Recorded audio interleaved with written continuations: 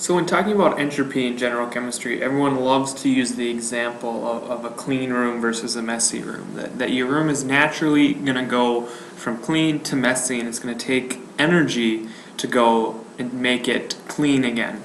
Well, that thinking is somewhat flawed in that when a room gets messy, it doesn't necessarily increase in entropy. It's exploring what we call configurations.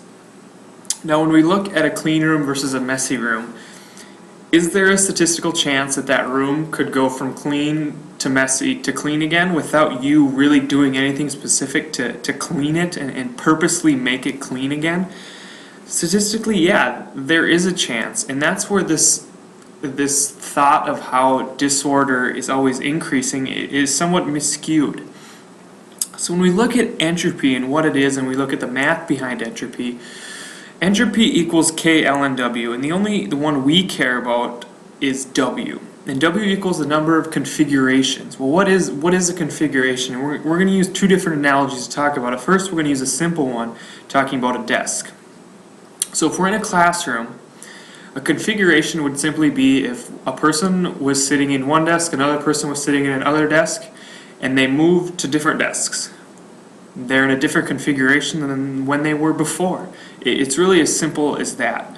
So when looking at the room, you could have pants on one side and a shirt on the other side, and those could move to a different spot, and you'd have a different number, or you'd have a different configuration than you had before.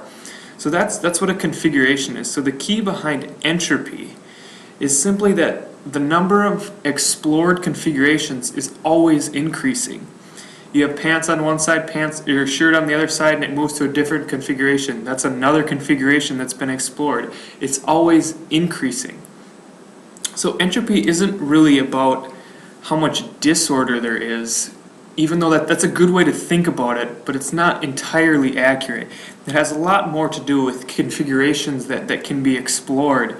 And the opposite of thinking about that, of it takes energy to reduce the number of configurations that can be explored. Otherwise, the natural way is that in order to increase, the universe is always increasing in configurations, and that's the key thought process behind this.